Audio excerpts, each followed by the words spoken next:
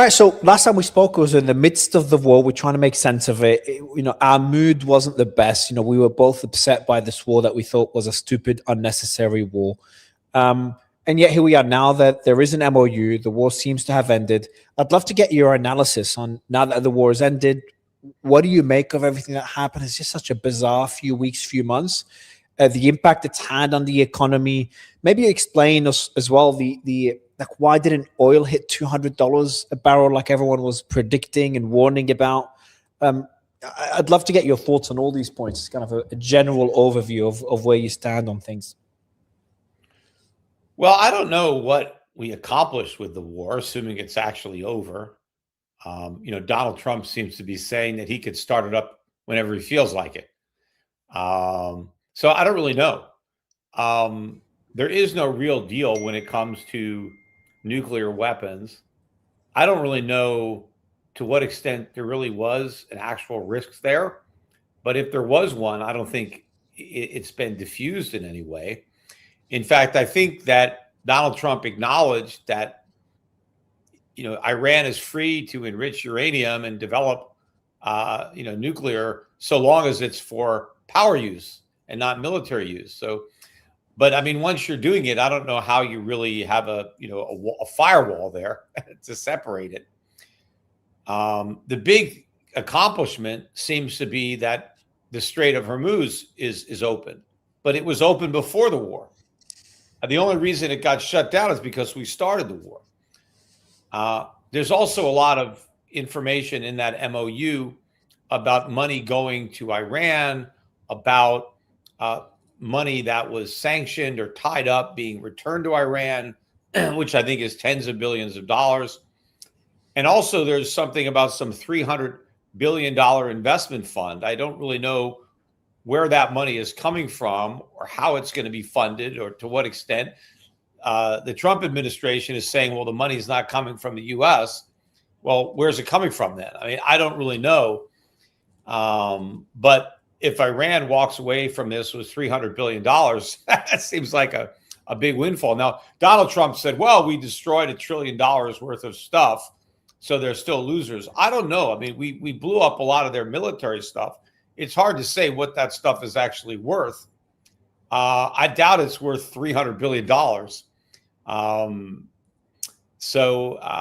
Yeah, I mean, Iran may come out of this thing as the winner. Certainly, there are individual Iranians who lost because they died. But there's a whole new leadership now that rose to power only because of this war. So they're obviously in a good position. And I don't know that we strengthened or weakened our position in the Gulf. To me, we end up looking weaker given all the noise that Trump made at the beginning of the war about regime change, about liberating the Iranian people from the oppressive regime. The regime is intact. Iran didn't lose. There is a negotiated peace. It's not even an unconditional surrender. So maybe you could say the war was a stalemate, but I said from the beginning that Iran wins as long as they survive. And they did. And I think one of the reasons that the war ended, maybe the main reason, was to prevent oil prices from reaching those heights. Because I think we were getting very close to running out of oil. And we had been supplementing the deficit by releasing more oil from our strategic reserves. And other countries were doing the same thing, but our inventories were getting dangerously low. And in fact, Trump himself said that we would have been out of oil in a couple of weeks. So we had to do something. So we may have seen $150 a barrel or higher oil had the war continued. But I also don't think the oil price is going to go plunging back down to $50. I think we're going to start heading back higher because I think the dynamics are still going to leave a big shortfall in the availability of oil. And I think there's going to be a lot of demand because I think countries are going to look to replenish their reserves especially since they have no idea when the war might restart and when the Gulf or when the Strait might shut down again, because all that is there. I think the risk of that happening are pretty high. Okay. Let's go to the fund, the 200 or I think a $300 billion fund. You asked a question where that money's coming from. According to Reuters, half of it has already been committed. How does that work? Who committed? I don't know. I don't know. I don't know where Kushner and Witkoff managed to get it from. But how would that work? Because if Iran is sanctioned, how could a massive fund be able to invest in Iran? Or are we looking at a future where the sanctions will be lifted from Iran? It's like, what happens next? Well, if that is private capital that's coming in there, obviously the sanctions would have to be waived, at least with the respect to all that capital, because Americans aren't allowed to invest in Iran. So They'd have to obviously lift all the sanctions and allow private investment, in Iran to make this whole thing viable. But I don't even know, where do they get the $300 billion number? If it's just up to private investment, how do they know how much is going to end up being there? And what are they going to be investing in? And and at what rate of return? Is it a loan? Is it an equity investment? I mean, I haven't, it seems very, very unclear as to what is actually needs to be agreed to. Because I think all those details would need to be hammered out. They have supposedly 60 days to come to an actual agreement.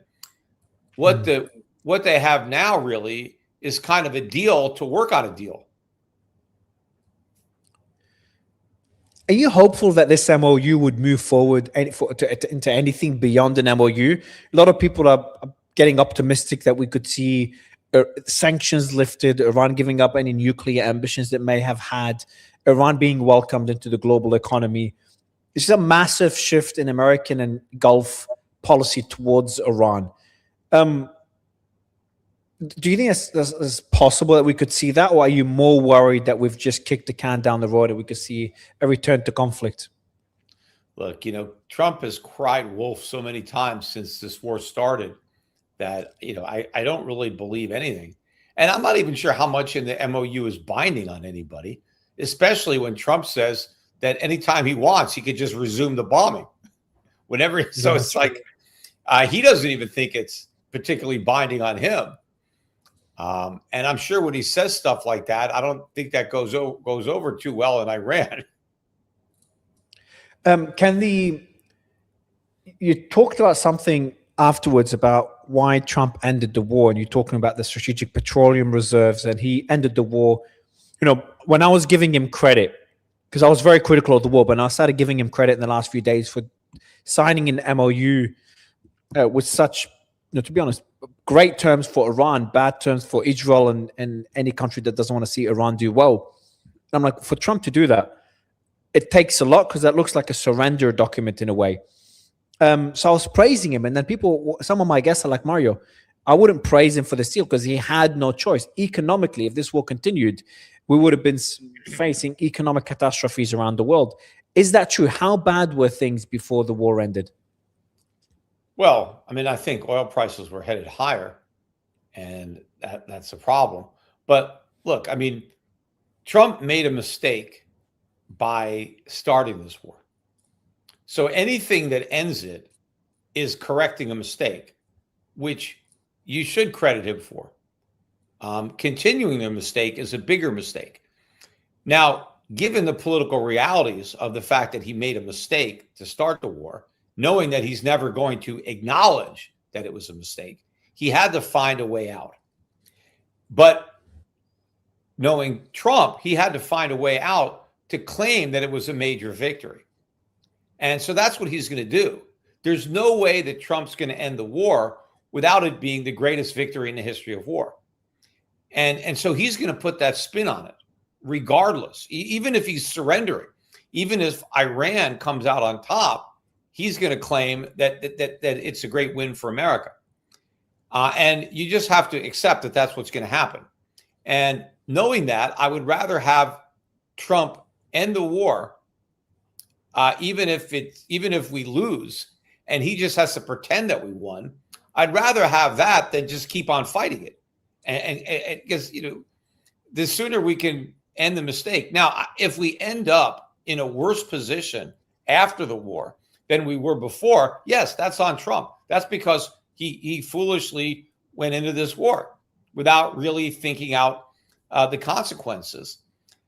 And he violated, all of his promises to a lot of voters not to start any wars.